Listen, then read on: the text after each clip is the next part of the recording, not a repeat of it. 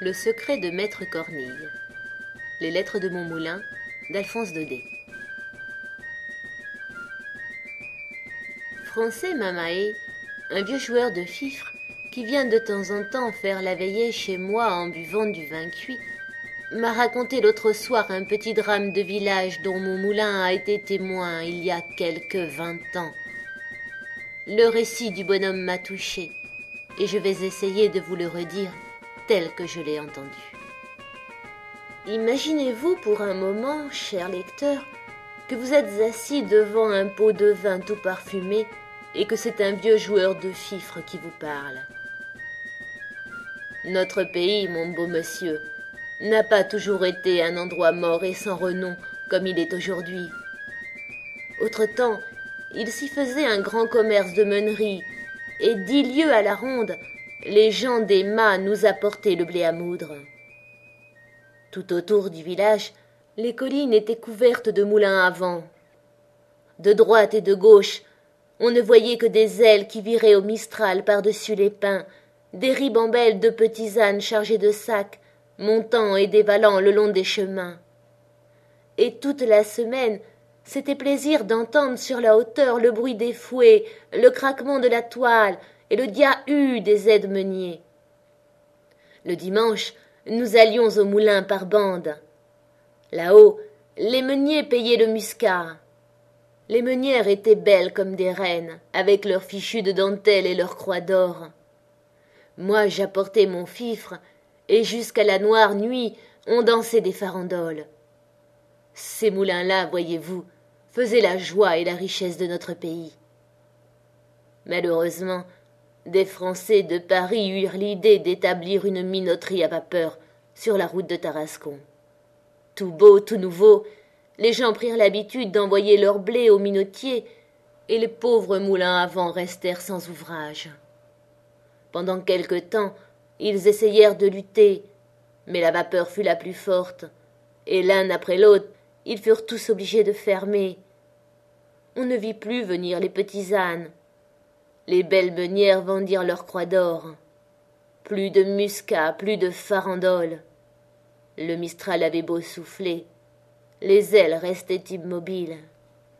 Puis un beau jour, la commune fit jeter toutes ses masures à bas, et l'on sema à leur place de la vigne et des oliviers. Pourtant, au milieu de la débâcle, un moulin avait tenu bon et continuait de virer courageusement sur sa butte, à la barbe des minotiers. C'était le moulin de Maître Cornille, celui-là même où nous sommes en train de faire la veillée en ce moment. Maître Cornille était un vieux meunier vivant depuis 60 ans dans la farine et enragé pour son état. L'installation des minoteries l'avait rendu comme fou.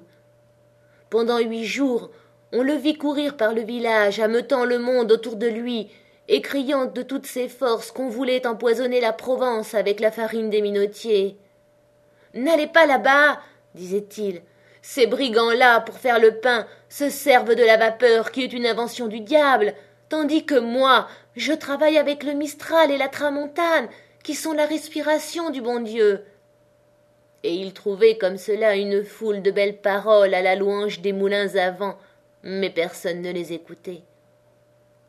Alors, de mâle rage, le vieux s'enferma dans son moulin et vécut tout seul comme une bête farouche. Il ne voulut pas même garder près de lui sa petite-fille Vivette, une enfant de 15 ans, qui, depuis la mort de ses parents, n'avait plus que son grand-père au monde. La pauvre petite fut obligée de gagner sa vie et de se louer un peu partout dans les mâts, pour la moisson, les magnans ou les olivades. Et pourtant son grand-père avait l'air de bien l'aimer, cet enfant-là. Il lui arrivait souvent de faire ses 4 lieues à pied par le grand soleil pour aller la voir au mât où elle travaillait, et quand il était près d'elle, il passait des heures entières à la regarder en pleurant.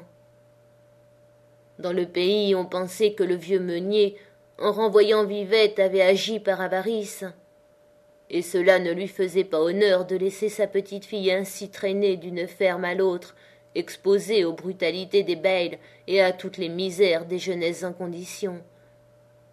On trouvait très mal aussi qu'un homme du renom de maître Cornille, et qui jusque-là s'était respecté, s'en allât maintenant par les rues comme un vrai bohémien, pieds nus, le bonnet troué, la taillole en lambeaux.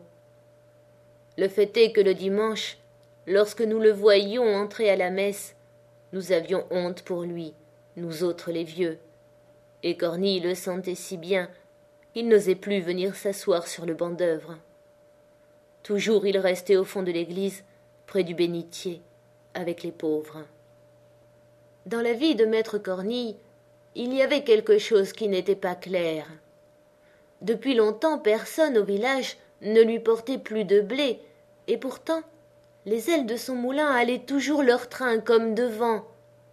Le soir, on rencontrait par les chemins le vieux meunier poussant devant lui son âne chargé de gros sacs de farine. « Bonne vêpre, maître Cornille !» lui criaient les paysans. « Ça va donc toujours, la meunerie ?»« Toujours, mes enfants, » répondait le vieux d'un air gaillard. « Dieu merci, ce n'est pas l'ouvrage qui nous manque. » Alors, si on lui demandait d'où diable pouvait venir tant d'ouvrage, il se mettait un doigt sur les lèvres et répondait gravement. « Motus, je travaille pour l'exportation. » Jamais on n'en put tirer davantage. Quant à mettre le nez dans son moulin, il n'y fallait pas songer. La petite Vivette elle-même n'y entrait pas.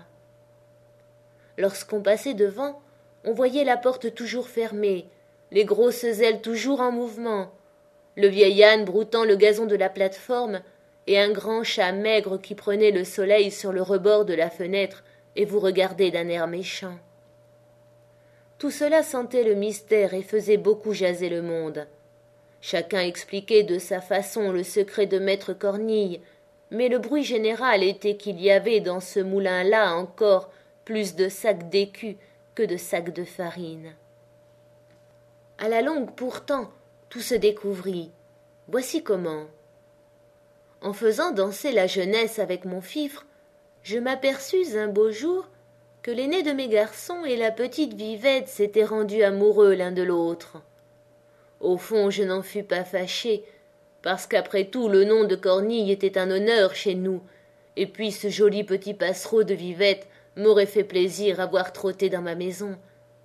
Seulement, comme nos amoureux avaient souvent occasion d'être ensemble, je voulus, de peur d'accident, régler l'affaire tout de suite, et je montai jusqu'au moulin pour en toucher 2 mots au grand-père. Ah, le vieux sorcier! Il faut voir de quelle manière il me reçut. Impossible de lui faire ouvrir sa porte. Je lui expliquai mes raisons tant bien que mal à travers le trou de la serrure. Et tout le temps que je parlais, il y avait ce coquin de chat maigre qui soufflait comme un diable au-dessus de ma tête. Le vieux ne me donna pas le temps de finir, et me cria fort malhonnêtement de retourner à ma flûte, que si j'étais pressé de marier mon garçon, je pouvais bien aller chercher les filles à la minoterie. Pensez que le sang me montait d'entendre ces mauvaises paroles, mais j'eus tout de même assez de sagesse pour me contenir, et laissant ce vieux fou à sa meule, je revins annoncer aux enfants ma déconvenue. Ces pauvres agneaux ne pouvaient pas y croire. Ils me demandèrent comme une grâce de monter tous 2 ensemble au moulin pour parler au grand-père. Je n'eus pas le courage de refuser, et les voilà partis, mes amoureux. Tout juste comme ils arrivaient là-haut, maître Cornille venait de sortir. La porte était fermée à double tour, mais le vieux bonhomme, en partant, avait laissé son échelle dehors, et tout de suite l'idée vint aux enfants d'entrer par la fenêtre, voir un peu ce qu'il y avait dans ce fameux moulin. Chose singulière, la chambre de la meule était vide. Pas un sac, pas un grain de blé, pas la moindre farine au mur ni sur les toiles d'araignée. On ne sentait pas même cette bonne odeur chaude de froment écrasé qui embaume dans les moulins. L'arbre de couche était couvert de poussière, et le grand chat maigre dormait dessus. La pièce du bas avait le même air de misère et d'abandon. Un mauvais lit, quelques guenilles, un morceau de pain sur une marche d'escalier, et puis dans un coin, 3 ou 4 sacs crevés d'où coulaient des gravats et de la terre blanche. C'était là le secret de maître Cornille. c'était ce plâtras qu'il promenait le soir par les routes pour sauver l'honneur du moulin et faire croire qu'on y faisait de la farine. Pauvre moulin, pauvre cornille. Depuis longtemps les minotiers leur avaient enlevé leur dernière pratique.